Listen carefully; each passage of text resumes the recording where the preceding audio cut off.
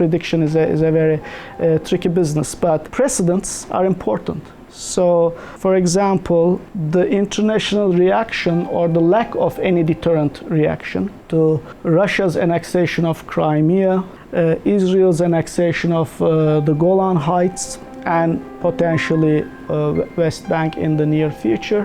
And now what appears to be a quasi-annexation of Kashmir by India, they actually follow each other in the sense that when international actors constantly observe each other and they learn from each other. The same with domestic and interstate violence against civilians, whether it is genocidal killing, as in Bosnia-Herzegovina, to a certain extent also Rohingya in Myanmar or in Central African Republic. I'm very hesitant to listen to anybody who says that they can predict the future, so I'm definitely not going to predict the future. What I find fascinating is that preceding World War I was this idea that the world was becoming more and more interconnected than ever before. Trade was bringing people together. There were philosophers and social scientists writing in the late 1800s who were saying, when we create canals and when we create roads and when we create railways between different peoples, automatically we will take away the need for them to fight. People won't fight anymore because they're going to trade, we connect them together, there's going to be a sense of brotherhood. That was the future. Accepting the other but still creating a semblance of political unity or brotherhood.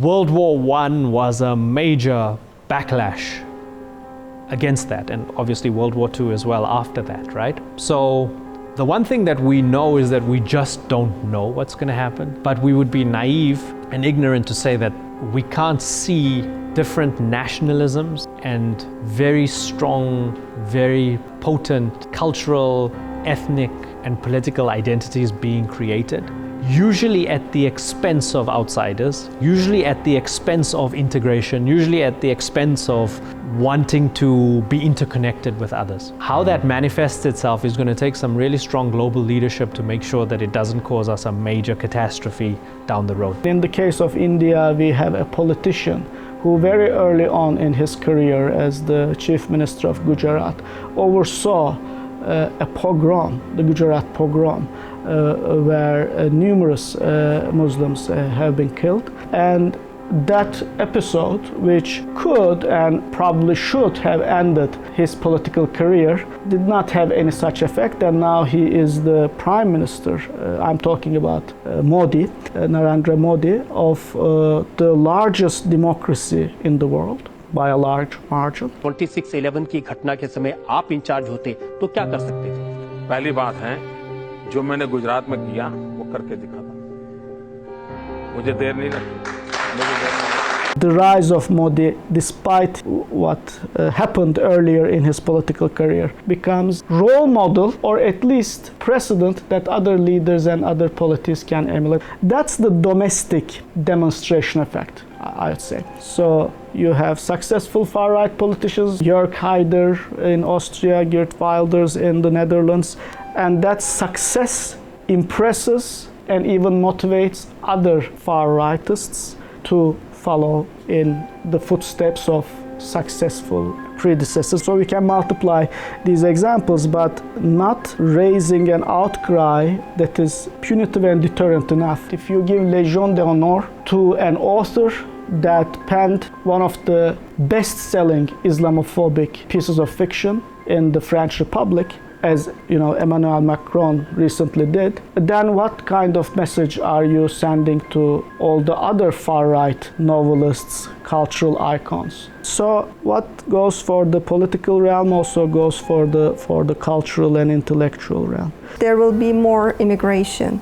Not because of the conflicts or civil wars, but also because of the climate change. We will have climate refugees. It has already started from the African countries. And also not just the immigration, but also the economic inequalities in the world. It will be more problematic in the future because of the effect of the fourth industrial revolution and digital age, because there will be more unemployed people, there will be a rise in unemployment. These are all affects the policy of the far-right parties in the Western countries, but at the same time, all these problems are major reasons of the immigration flow from the countries which has this kind of problems to the other countries. So that's why there's urgent need to find solution to both, to prevent mass immigration flow by dealing with the causes, the root causes of these problems, from environmental degradation to climate change to economic inequalities to conflict resolution. And also we should also support the international or regional organizations and to make them more stronger to deal with the challenges of today. And the cooperation of the countries is needed to find the common solution to these common problems. If you see Trump as a reaction to Obama, open, globalist, wanting to precariously balance everything and keep everybody happy, wanting to create this, well, to dominate also, this world order, but through a cosmopolitan, like a United Colors of Benetton ad, right? And then you have a backlash from within the United States against him, and you have someone like Trump. I want to tell the world community that while we will always put America's interests first, we will deal fairly with everyone. People were utopian when Obama was elected. They said, oh, first African-American leader, wonderful. Again, everybody thinking that everybody's just going, that progress is this linear thing and it's defined by these parameters based on liberal values, right? But history tells us that that's not true. So even when you read the history of Rome had democracy, autocracy, democracy, totalitarianism. And these things go in waves and they go in different weird and wonderful cycles. There's also an international structural dimension that we can hardly control. And that is the end of bipolarity followed by the end of unipolarity. We now have a multipolar world order, at least for the last couple of years. So it's not only United States, it's also the People's Republic of China, a totalitarian one-party state. And then the Russian Federation, to a certain extent India, and other powers that kind of are far more free to act as they wish, unhindered by the international institutions. Russia can go into Chechnya, massacre 50,000, 60,000 civilians, and China can and did detain 1 million Uyghurs, and India can annex or change the status of Kashmir, and United States can go into Iraq and to a certain extent to Syria, the eastern bank of Euphrates, and commit the crimes that were committed in Abu Ghraib prison and also mass civilian casualties, not just in Iraq, but also in the aerial bombing of Raqqa, the aerial bombing of Mosul, both of which killed countless, hundreds, if not thousands of civilians, just those aerial bombings. You can do that as a great power because there's no great power that's going to intervene and say,